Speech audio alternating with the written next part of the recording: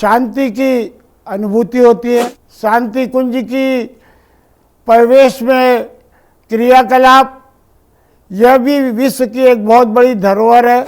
कहीं कोई विराट आश्रम है तो है शांति कुंज, शांति कुंज। मैं यहाँ पे एक वाक्य पढ़ा कि पढ़ा लिखा आदमी कचरा फैलाता है और सुबह अनपढ़ आदमी उस कचरे को उठा के यथास्थान उसका डिस्पोजल करता है। युवा पीढ़ी को नशा मुक्त होना चाहिए, व्यसन मुक्त होना चाहिए और राष्ट्र के लिए चिंतन करना चाहिए। आचार्य श्री राम शर्मा के जो वाङ्मय लिखा है उससे प्राप्त की गई नर नारी एक समान। शांति कुंज में जो नारियों के लिए, बेरोजगार बच्चों के लिए यहाँ पे प्रशिक्षण दिया जा रहा, इसका अध्ययन करें। मैं राजा ठाकुर, बैतूल, मध्य प्रदेश। मैं 62 से राष्ट्रीय स्वयंसेवक संघ का छोटा सा कार्यकर्ता।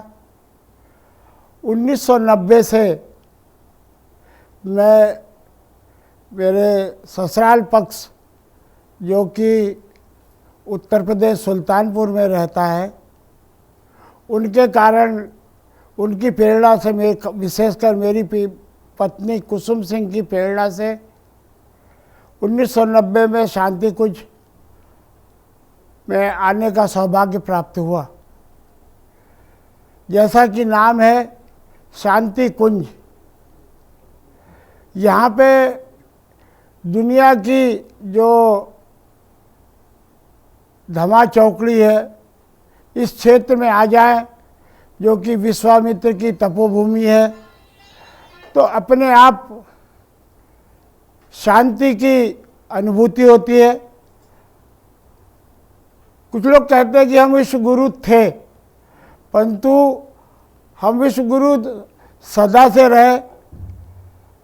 विश्व को किसी न किसी रूप में, चाहे वो कबीर के रूप में हो, चाहे परमहंस के रूप में हो, चाहे आचार्य श्री राम शर्मा के रूप में हो, कोई ना कोई महापुरुष विश्व के अंदर अपनी विशेष छाप छोड़ के हिंदुत्व, हिंदुस्तान और भारत की संस्कृति को विश्व में अग्रसर रहने का वो अवसर सदा भारत को रहा है। वसुधैव कुटुंबकम की भावना के अनुरूप अभी जो तुरंत ही G20 का सम्मेलन, जिसमें बड़े अमेरिका, ब्रिटेन, जिन्होंने हम पे 150-200 साल राष्ट्र किया, ऐसे राष्ट्रों ने उसमें सहभागिता ली और वसुधैव कुटुंबकम की जो एक भावना की थीप है, जो नरेंद्र मोदी ने विश्व के सम्मुख रखी, मैं अपने अल्प ज्ञान से ये कह सकता हूँ कि ये थीप कहीं ना कहीं इस शांति कुंज से या इस ट्रस्ट के माध्यम से, यह यहाँ के जुड़े हुए बौद्धिक कार्यकर्ता के माध्यम से नरेंद्र मोदी तक पहुँची और जो 140 आईटी के विद्यार्थी अहमदाबाद में ब्रीफ करते हैं, उनके माध्यम से नरेंद्र मोदी ने विश्व के सम्मुख वसुधैव कुटुंबकम की भावना को प्रस्तुत किया और उसका पूरे विश्व ने समर्थन किया। आज हम शांति कुंज में हैं। शांति कुंज की शांति कुंज की परिवेश में क्रियाकलाप, यह भी विश्व की एक बहुत बड़ी धरोहर है। एक छोटा सा मिशन लेके आचार्य श्री राम शर्मा ने प्रारंभ किया था, जो कि विश्व के 80 देशों में और 5000 हमारी प्रज्ञापीठ के माध्यम से, हमारे मंदिरों को माध्यम से भारत का मार्गदर्शन कर रहा है। मैं हिंदू समाज से, सनातन धर्मावलंबियों से, जो भी शांति कुंज नहीं आए उनसे आग्रह करता हूँ, अन्वय विनय करता हूँ, उनसे प्रार्थना करता हूँ कि अपने जीवन का कुछ क्षण शांति कुंज में आए। यहाँ पे मुफ्त खाना, मुफ्त में रहना, कोई आपसे दान दक्षिणा मांगेगा नहीं, परंतु हमारी संस्कृति है, अगर हमको कोई कुछ देता है तो उसके बदले भी हमें कम से कम धन्यवाद या उस संस्था को चलाने के लिए धन की आवश्यकता होती है। आप अपनी इच्छा के अनुसार जो यहाँ पे दान पात्र है या यहाँ के जो कार्यकर्ता काउंटर बैठे हैं उनको अपने सामर्थ्य से आप दें। अगर आप जो बहुत बड़ी राशि देता है उसके साथ भी वही व्यवहार होता है, और जो कुछ भी नहीं देता उसके साथ भी वही व्यवहार होता है। ऐसी समानता के आश्रम हिंदुस्तान में इन्हें गिने होंगे, कम से कम हरिद्वार ऋषिकेश में 1000 आश्रम होंगे, परंतु उन आश्रमों से हटके कहीं कोई विराट आश्रम है तो है शांति कुंज, शांति कुंज। हम या तो पहले फिल्म के माध्यम से हम मंच से कहते थे कि फिल्में हमको बिगाड़ रही हैं, अब तो हाथ में मोबाइल है, दुनिया हाथ में है, और कभी भी आसुरी शक्ति या देव शक्ति पे आक्रमण करती थी। मेरी युवा शक्ति से उनके शरीर के अंदर उपस्थित नारायण को जागृत करना चाहता हूं। हमारे पूर्वज, हमारी देव शक्तियां आप वर्तमान भारत के नौजवानों से बहुत अपेक्षाएं रखती है। नौजवान सशक्त होगा, भारत सशक्त होगा। आज दुनिया की 65% नौजवान आबादी भारत में है। जर्मनी, जापान में सबसे अधिक दुनिया के बूढ़े लोग रहते हैं। चाइना भी बुढ़ापे की ओर बढ़ रहा है, परंतु नौजवान सबसे ज्यादा भारत में है। हम व्यसनों को त्यागे। आचार्य श्री राम शर्मा के कुछ भी अंश को अगर हम स्वीकार करें तो भारत के लिए, हमारी संस्कृति के लिए बहुत बड़ी धरोहर हमारे देश में है। मैं यहाँ पे एक वाक्य पढ़ा कि पढ़ा लिखा आदमी कचरा फैलाता है और सुबह अनपढ़ आदमी उस कचरे को उठा के यथास्थान उसका डिस्पोजल करता है। तो मैं उस अनपढ़ आदमी को चरण वंदन करता हूँ और मैं उसकी भर्त्सना करता हूँ जो कचरा जगह जगह फैलाता है, जगह जगह फेंकता है, गंदगी फैलाता है, जिससे कोरोना जैसी बीमारी होती है। उस अनपढ़ आदमी से सीखे हम। युवा इस देश की भविष्य है।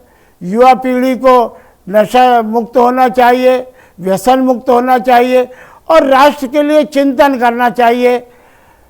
मेरे देश में मेरे नेता नरेंद्र मोदी ने अगर 14 से लेकर 23 तक का कार्यकाल देखा जाए तो सबसे ज़्यादा नारी सशक्तिकरण का काम अगर किसी ने किया तो नरेंद्र मोदी ने किया। बेटी बचाओ, बेटी पढ़ाओ। उज्ज्वला योजना, मेरी माताएं बहनें चूल्हे में रोटी बनाती थी, धुएं से आँख खराब होती थी, मकान भी खराब होता था। उज्ज्वला योजना के अंतर्गत धुआं रहित वातावरण प्रस्तुत किया, माताओं को सहूलियत की।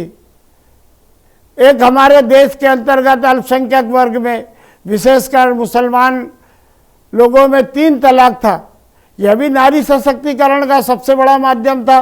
तलाक तलाक तलाक बोल दिया और एक दूसरे घर की आई हुई युवती को हमने क्षणिक बात पे तलाक तलाक बोल दिया और उसको अपने घर से निकाल दिया। वो उस तलाक के कानून को उन्होंने समाप्त किया। कश्मीर के अंदर नारियों के साथ जो व्यभिचार हुआ, वहाँ के पंडितों को जो भगाया, उन नारियों के सम्मान के लिए कश्मीर में आज शांति पैदा की। उससे हटके मेरे प्रदेश के मुख्यमंत्री ने देश के मुखिया नरेंद्र मोदी के परामर्श कर लाडली बहना योजना चालू की। हर मध्य प्रदेश में लाड़ी बहना योजना को 1200-1250 रुपये दिया जा रहा। यह भी थी अगर कहीं से आई तो शांति कुंज हरिद्वार से और आचार्य श्री राम शर्मा के जो वांग्मय लिखा है उससे प्राप्त की गई। नर नारी एक समान, जब नर को जो अधिकार है वो नारी को भी अधिकार होना चाहिए। यह बहुत पुरानी शांति कुंज की एक थीप है। तो नारियों के लिए भी स्वावलंबन योजनाएं चल रही है जो हम स्वयं सहायता समूह मध्य प्रदेश में चला रहे हैं। मैं स्वयं सहायता समूह के मध्य प्रदेश के दिग्गज मंत्रालय में बैठने हुए अधिकारियों को आह्वान करता हूं। मैं राजा ठाकुर, भारतीय जनता पार्टी का जिला अध्यक्ष, राष्ट्रीय परिषद सदस्य, एक मुखिया की हैसियत से, एक क्या कहते भारतीय जनता पार्टी के जागरूक कार्यकर्ता की हैसियत से मैं मंत्रालय में बैठे हुए प्रिंसिपल सेक्रेटरी को बोलता हूं कि आइए यहाँ के स्वावलंबन केंद्र को कहिए, स्वयं सहायता समूह के माध्यम से यहाँ जो निर्माण काम हो रहा है, यहाँ जो प्रणाली अपनाई जा रही है, उसको अगर हम मध्य प्रदेश में स्वयं सहायता समूह के माध्यम से प्रारंभ करेंगे तो बहुत बड़ी मात्रा में हम एक्सपोर्ट में जाएंगे। हम विदेशी मुद्रा इस यहाँ के जो महिलाओं को हम निःशुल्क यहाँ पे प्रशिक्षण दिया जाएगा। आप यहाँ भेजें, पहले आप स्वयं आके देखें, अगर संतुष्ट हो तो आप उसको अग्रसर मध्य प्रदेश में करें।